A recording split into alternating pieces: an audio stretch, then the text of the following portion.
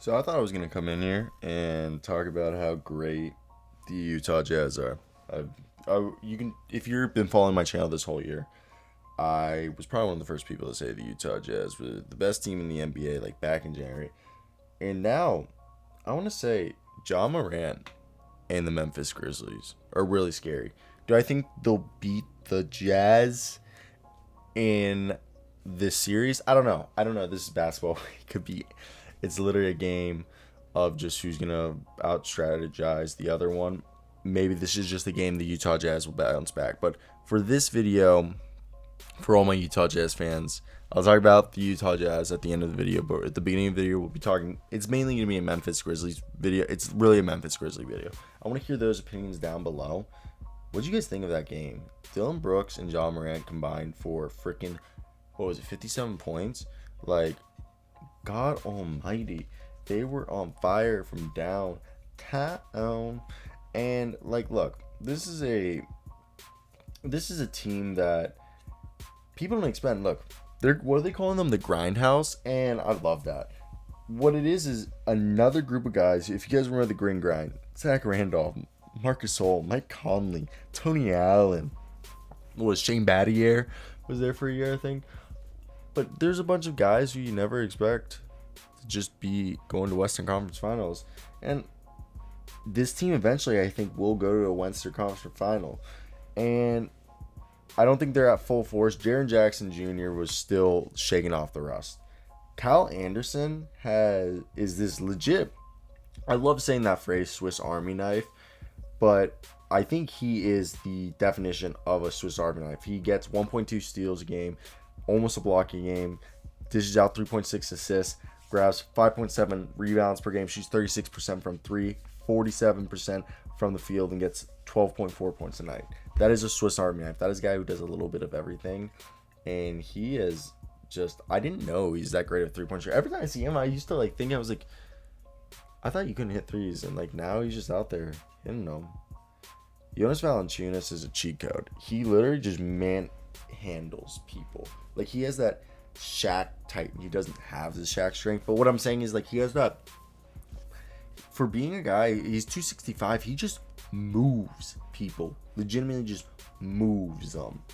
And an example of that was the play-in game against Charlotte. He was just moving humans.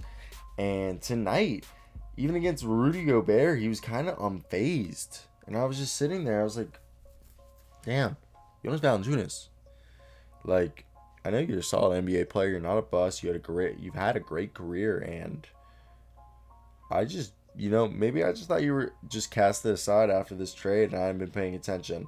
I've been on the DeAnthony Melton train for a while, but one thing is I was watching him. He gave some good minutes for not scoring at all, but it wasn't amazing. He's kind of lost his six-man role to Grayson Allen, who's just seems like he's earned the coaching staff and his teammates' trust as being their sixth man as of late. So that's I think that's awesome. Taylor Jenkins is a great coach, and I think he put Grayson Allen in a position to succeed. And he, this past game, he just had 5 points, and he didn't do too much for being in the game for 23 minutes. Honestly, yeah, he was really just kind of not doing much this past game. It was really just the Morant, Dillon Brooks show. I was just trying to give a little bit of a feature to all the rest of the guys like Tyus Jones and Xavier Tillman, or Desmond Bane. It was really Dillon Brooks and Morant. Can we talk about, is Dillon Brooks considered a good scorer? I feel like he's considered an inefficient scorer. I like Dillon Brooks. I think he's a really good two-way. I think he's a really good third option. I think he'd be a great fourth option. I wouldn't mind him as a third option. I think if it goes Morant, Jaren Jackson Jr., and I guess are we expecting Jonas Valanciunas to stay here for a while, or are we moving Jonas Valanciunas? Are we trying to throw Grayson Allen in the future? I don't know why we're talking future lineups. Let's just talk about the Utah Jazz. In this game, they didn't have Donovan Mitchell. Okay? I feel like that's just kind of... And I'm not. That's not a pass. It's not a pass at all. Because Bojan Bogdanovic, he was out there, he was hitting shit. And Mike Conley was facilitating, but the rest of the team wasn't hitting. Jordan Clarkson continues this end of the year inefficiency. You know, Derek Favors had a double-double, but nobody freaking cared. But he cooked up later in the game, and I think that was... He, like, had... Is it me, or did he have, like, some better minutes against Jonas Valanciunas than Rudy Gobert had at points? Tell me I'm wrong. And they did that to combat the Jaren Jackson, Jonas Valanciunas, but there was time he was just getting switched. You know what I mean? I don't know. I was really impressed by Derek Favors this past game. I think Mai Onoi or Onai shouldn't have played those 10 minutes. Like, let's feed those rest of the guys. But I guess, like, there was, 6 guys playing 30-plus minutes, or basically 30 minutes.